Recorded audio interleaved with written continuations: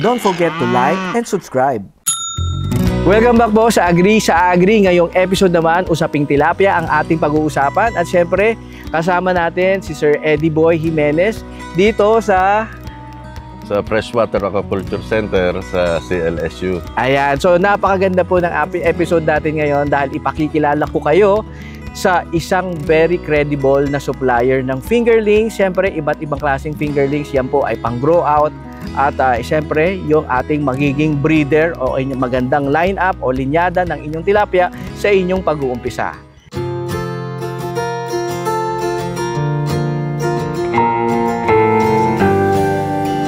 Ako nga pala si Eddie Boy Jimenez, isa akong Science Research Specialist dito sa Freshwater Aquaculture Center sa CLSU.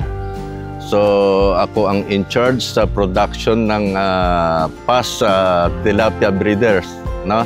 Pag sinabi nating PAS, yun yung Freshwater Aquaculture Center Selected Tilapia.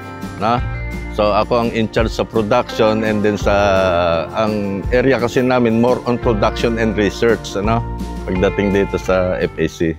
So dito kasi kagaya yung tilapia ice cream na yan, pag wala silang supply, nagre-request sila sa amin ng mga isda rito, and then ipiprepare namin katulad nung nakita nyo kanina.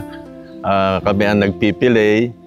And siguro once a month siguro ganun ang naging nangyayari sa kanila. Depende sa demand ng pangangailangan nilang pa. Kailangan kasi sa fillet kasi ng tilapia, kailangan abutin natin yung 700 grams ng timbang ng bawat isang isda, no? Kasi dun sa size na yon, dun tayo nakakakuha ng mas mataas na recovery ng flesh, no? Dapat na nasa 700 grams. So, i-culture natin yon around 7 to 8 months. Ganun ang culture period niya. Basta regular ang pagpapakain natin. Sundin natin yung pagpapakain, nasa 8 months lang ma-attain natin yung 700 grams na yan. And yun talagang kanampas eh. Ganun kalaki ang inaabot niya talaga. So, kung makikita niyo yun, talagang pinapakita namin pag yung may mga bisita tayo, inaabot pa yun na mahigit 1 kilo pa yun. Yung isa nga, 3 kilos pa, di ba? Nakikita nyo yung iba ron. Sir, kaninang umaga, marami po, mga ilang libo po na fingerlings ang inyong inilabas. Kanina, nag-dispose kami ng 20,000 breeders na dadalhin sa Santiago City, Isabela. Ayan, at yun po ba ay pang-grow out or pang-breeders? Pang-breeders yun, nagagamitin. Ano? So, marami sa aming mga nagpapa-schedule. So, basta magkaroon kami ng available, tatawagan namin sila, pero sa iba-ibang lugar. Ayan. May pinagkaiba po ba, sir, yung pang-grow out tsaka yung pang-breeder? Ano po yung yes, pag sinabi nila? natin kasing pang-breeders, ang purpose natin doon, pag-anakin yung isda. Ano? Hatchery. Ibig sabihin, pagpapaanak. Yes. Pag sinabi nating tilapia pang-grow out, yun yung tinatawag yung pagpapalaki na kung saan yun yung binebenta natin pangkain na. Dapat alamin nila kung ano yung kwan. Kaya pag may naghahanap dito, bibili ng fingerlings, ay naalam muna namin nila, saan nyo po ba gagamitin? Pang-palakihin ba? O pag-aanakin nyo ba? Pag pag-aanakin, breeders po ang kwan natin. Siyempre, iba ang presyo ng pang-breeders, iba ang presyo ng pang-grow out natin. Ayan. So, napaka-importante po yan. Lalong-lalo na kung mag-uumpisa po kayo. Dapat alamin nyo na kung anong klase po ng fingerlings ang inyong bibilihin.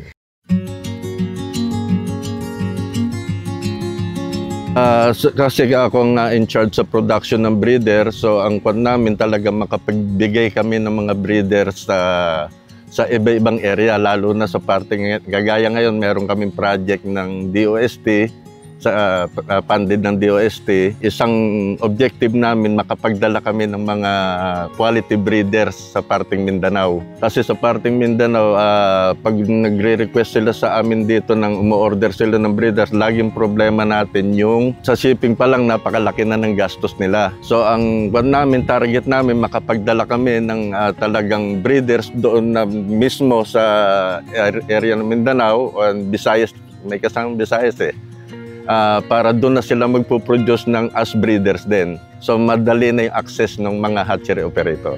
Kasi makukuha mo kasi rito yung breeders ng as fingerlings pa lang siya, no? Fingerlings for breeders. Kung kagaya sa area ko, nagpo-produce kami ng fingerlings for breeders purpose, ano? Iba naman yung doon sa kabilang hatchery na nagpo-produce sila ng fingerlings for grow out naman yon. Na?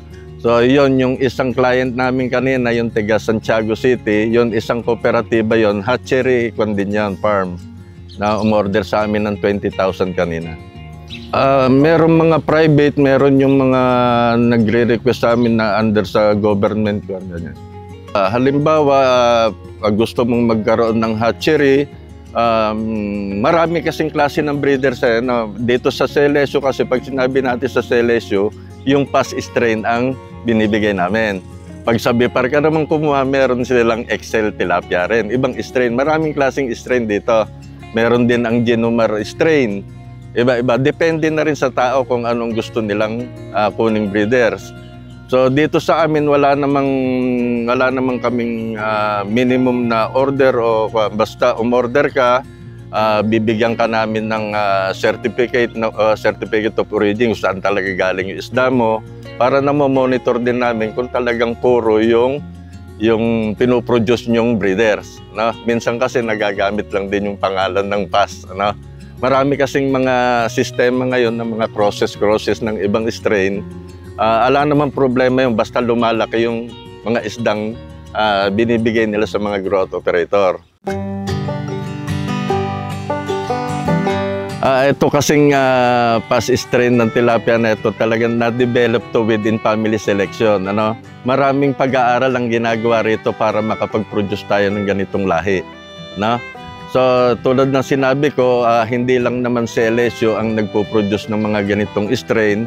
Meron ding sa Bipar, dumadaan din sa masusing pag-aaral nila para makapag-produce din sila ng mga strain nila.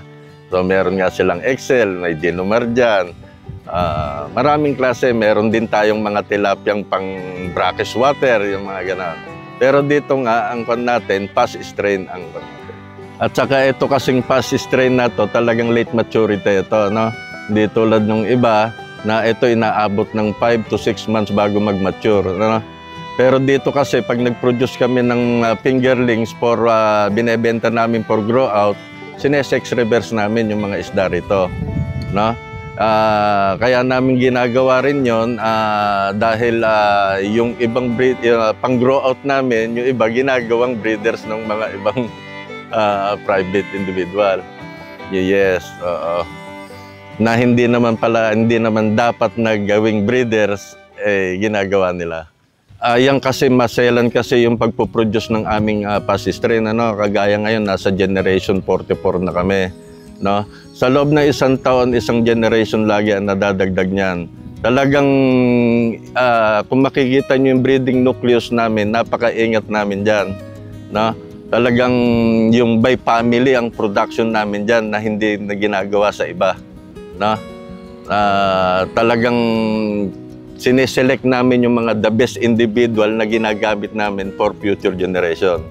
Yun na andito, nasa almost 3 kilos ang alam ko yung ibang pan natin. Kaya lang, siyempre, pag inalagaan mo sa pispan yun, mas mahabang culture period yon kung paabotin mo. Pero kasi, yung iba hindi naman na ginagawa yung ganun. Tulad nga sinabi ko, pag tayo grow out operator, pag inabot na natin yung marketable size na 5 pieces per kilo, bebenta na natin yan. Na, hindi na natin kailangan pampalakihin sa ng gusto, ganyan, dahil matatalo na tayo sa feed cost niya. Ang sex reversal, kaya na-develop kasi yan, meron kasi tayong mga tilapia na nag-early mature siya, no? 3.5 months, ganyan, nag-aanak na siya. So ang nangyayari ngayon, yung number ng stock mo sa isang compartment, dumadami yon. So nagkakaroon ng competition sa space yan, sa pagkain. So yung tinatarget mong size na gusto mong targetin, hindi mo makukuha yun dahil dumami sila. Ganun naman. Ngayon, yung mga naging anak nun, hindi mo naman na pwedeng alagaan at palakihin ulit kasi mga inbreeding na yon. Na hindi na tulad nung laki yun, ang talagang inaalagaan mong original na inaalagaan mo. Yun ang isang kwan ng sa sex reversal. So sinesex reverse namin, ginagawa naming lalaki yon para ayon sa pag-aaral kasi yung sex reversal, meron din siyang growth promoter na yung around 20% ang mas nilalaki niya. Yung kung sinasabi kasi yung lalaking tilapia mas mabilis lumaki sa babae. So kaya kalimitan sinesex reverse namin yung pan namin.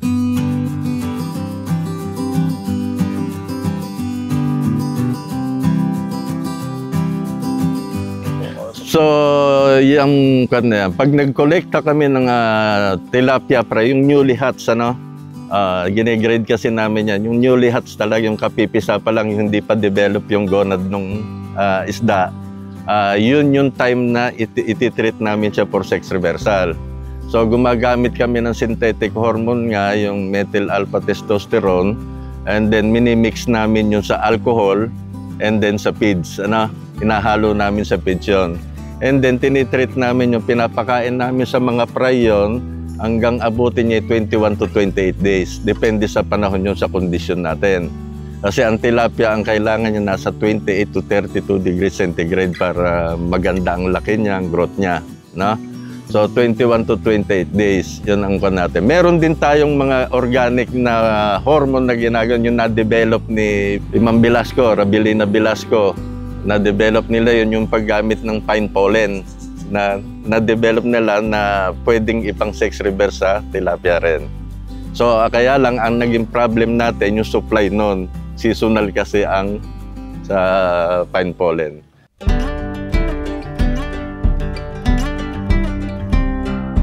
Yung ating mga hatchery operator, kasi ang nagiging problema ng fishery industry natin yung quality fingerlings.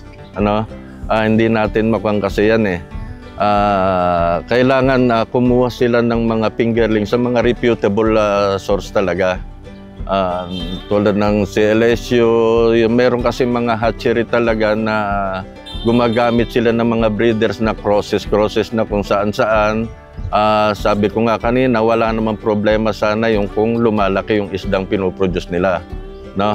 Kaso tuwing mai-invite kami sa mga lecture sa iba-ibang lugar, ang laging kinakuha nila, problem nila ang issue, quality fingerlings, halos hindi lumalaki yung isda nila. No? Ganun ang kan natin. Kaya dapat talaga, yun ang gusto kong masolusyonan yung mga ganun sana. Kaya lang sa parte siguro napakahirap talaga siguro. Kasi business ko yan Kung pupunta ka ng market, yun pa rin naman ang isa sa pinakamurang isda natin. Yan nga yung isdang pangmasa natin Kung nung araw, nung mga late 80s siguro ganyan, ang ating isdang pangmasa, di ba, galunggong talagang murang noon. Yung time ni President Estrada noon, parang tilapia pinalit na parang isdang pangmasa. So, napaka-healthy naman kasi ng pagkain din ng tilapia, kaya maikakwan ko, mas maganda pa rin kung pangmasa talagang ba. Hindi, kanya-kanyang kon kasi yan kagaya yung tilapia ice cream, in-include nila sa yung tilapia sa ice cream. So, kung makikita mo, yung mga talagang protein na nakukuha mo doon sa ice cream na yon, na galing sa tilapia, napakagandang technology ng mga ganyan. Kagaya yung mga tilading na yan, mga fingerlings lang yan na maski 1 buwan, 2 buwan mo lang alagaan, may product ka na kaagad na magagawa. Mga ganun tipong ba. So, yung maliit na area mo na ma-maximize mo, depende kung anong strategy yung gagawin mo. Napaka-importante po na kilala ninyo at credible ang inyong magiging supplier. Kaya syempre, iimbitahan na po kayo. Sir, iimbitahan nyo na po sila. Kung sila ay naghahanap, no? Kung pwede po ba yan, kung nasa Visayas, Mindanao, kaya-kaya ba ang shipment? Yes po, pwede po yan. Yung mga gustong mag-hatchery, mag-grow out, pwede po kayong tumawag dito sa amin o mag-inquire dito sa CLSU. Yun naman po ay ini-schedule po na, lalo na kung sa Visayas, Mindanao, yung kailangan ng mga shipment. Iaayos po natin yan. Hinihingan pa kasi natin ng health certificate sa region yan bago natin i-travel yan. Pero dito kasi more on, kung kami, inaasikaso lang namin dito, pero more on pick up talaga kami rito. Pinipick up lang. Kasama na, syempre, makikilala nyo si Sir Eddie Boy. At kung gusto nyo mag-observe, tuto, Sir, bibigay ba kayo dito ng parang field trip training? Yes. Yung mga interesado, yung mga gustong matuto, interested kayo sa pag-aalaga ng tilapia, pagpapaanak, pwedeng sa hito, pwedeng sa processing, sa tilading, pwedeng mag-inquire lang kayo rito at i-schedule kayo sa training na. Yan, napakaganda po. So pumunta na lang po kayo sa description, ilalagay po natin ang kanilang contact details. Kasama na rin po ang kanilang social media. Kung gusto nyo po silang makontak, punta lang po kayo dyan. At syempre, ang advocacy ng Agri sa Agri, lagi po natin ipinapakilala kayo, lalong-lalo na sa mga mag-uumpisang magnegosyo. Sayang ang puhunan, panahon, paghihintay kung napunta kayo sa maling supplier. So it's our advocacy here at Agri sa Agri na makilala natin ang credible at syempre makisig na mga supplier ng mga fingerlings ng inyong tilapia. Sir, agree ba kayo sa Agri? Yes, agree. Approved. Don't forget to like and subscribe.